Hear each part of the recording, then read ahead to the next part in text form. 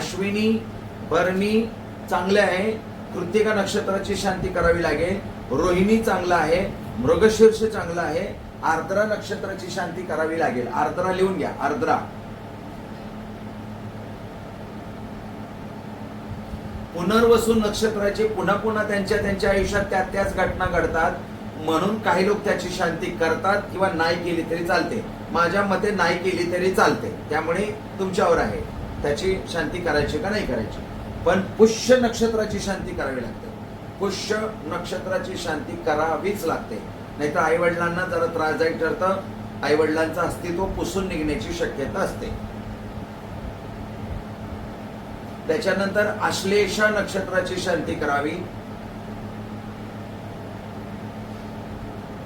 मघा नक्षत्राची शांती करावी.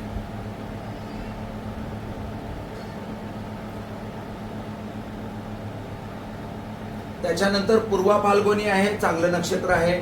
उत्तरा फाल्गुनी आहे, चांगलं नक्षत्र आहे. हस्त नक्षत्र आहे, चांगलं नक्षत्र आहे. चित्रा नक्षत्र आहे, चांगलं नक्षत्र आहे. स्वाती नक्षत्र चांगलं आहे.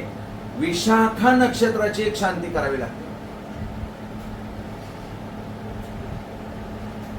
विशाखा म्हणजे विविध शाखा, विपरीत बुद्धी चालते, अशा वेळेला त्यांची शांती करावी लागते. विशाखा नक्षत्राची शांती करावी लागते. अनुराधा करायची आवश्यकता नाही, ज्येष्ठा नक्षत्राची शांती करावी लागते. ज्येष्ठा.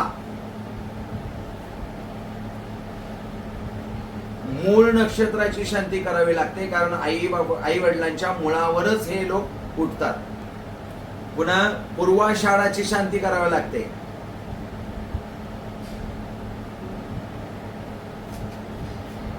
उत्तराषाढाची आवश्यकता नाही, पण काही लोक करतात, पण गरज नाही, माझ्या मते तर गरज नाही. त्याच्यानंतर येतं श्रवण नक्षत्र, त्याच्यानंतर येतं धनिष्ठ नक्षत्र, त्याच्यानंतर येतं शततारका नक्षत्र, त्याच्यानंतर येतं पूर्वा भाद्रपदा, त्याच्यानंतर येतं उत्तरा भाद्रपदा आणि त्याच्यानंतर रेवती. एवढ्या नक्षत्रांपैकी मी जे एवढी सांगितली नक्षत्र तेवढी तुमच्या लक्षात असली पाहिजेत. हे नक्षत्र समोर आलं की त्याची शांती करायची. काही योगाची पण असते, योगाची मी नंतर लिहून देणार आहे लिस्ट.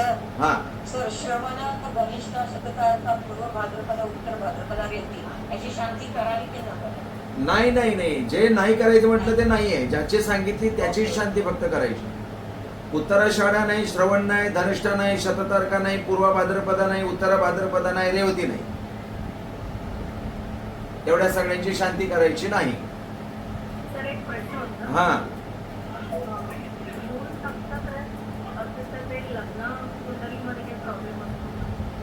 मूळ नक्षत्र आई वडिलांसाठी त्रासदायक असतं. ते मुळापर्यंत पोहोचतात, फार खोलवर पोहोचतात आणि आई वडिलांना मुळावर येतात. आई वडिलांच्या मुळावर आला असं म्हणतो आपण ना, तर ते आई वडिलांसाठी जरा त्रासदायक असतं, म्हणून त्याची शांती करतात. बोला बोला बोला, ऐकतोय.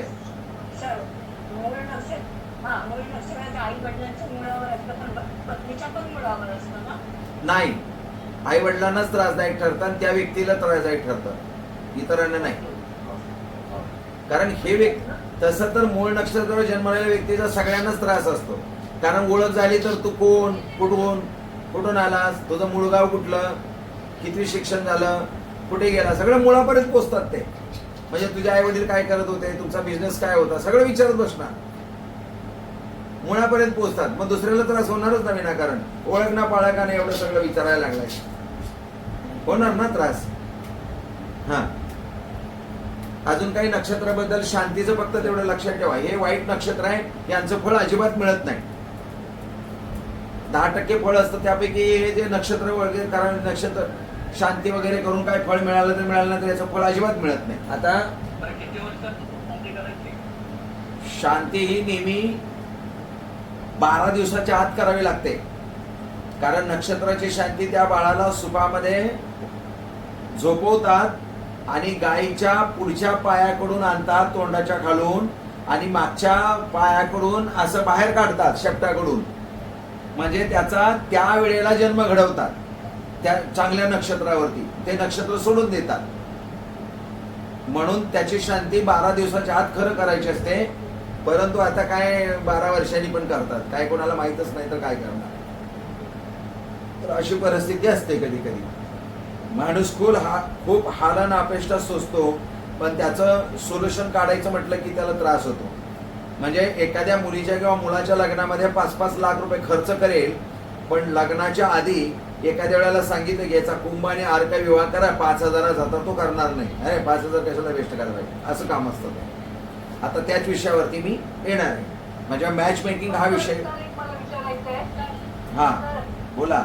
एक विचारायचं होतं, आपण जे आता तुम्ही म्हणालात की ते शांती करून घेऊया, 12 दिवसाच्या शांती करावी लागते, पण जे आपल्याला जे भोगायचं आहे ते तर भोगावंच लागणार आहे ना.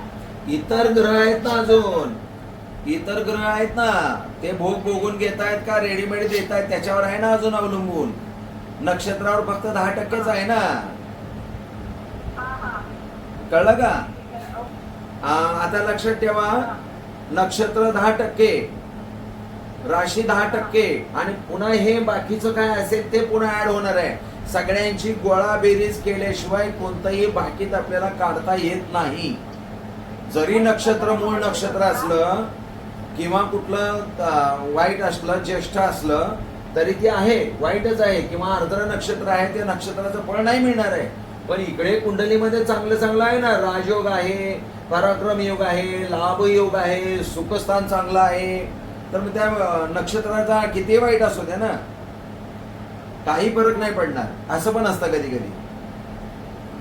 म्हणजे सगळ्यांची गोळाबेरीज केल्याशिवाय काहीच ठरवायचं नाही.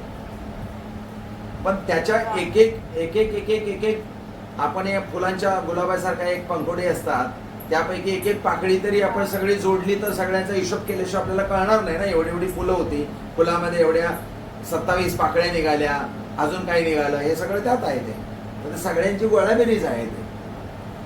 त्यामुळे समजून घेण्यासाठी हे आहे. धनिष्ठा नक्षत्र आहे म्हणजे धनवान आहे, आणि इकडे दारिद्र्याचा युग आहे पत्रिकेमध्ये. धनिष्ठा नक्षत्र काहीच काम नाही करणार असं पण आहे ना. तिकडे धनिष्ठा नक्षत्राचं 100% फळ मिळालं म्हणजे 10% मिळालं, पण इकडे दारिद्र्य योग आहे म्हणजे काय उपयोग आहे मग? आता कळलं का ताई?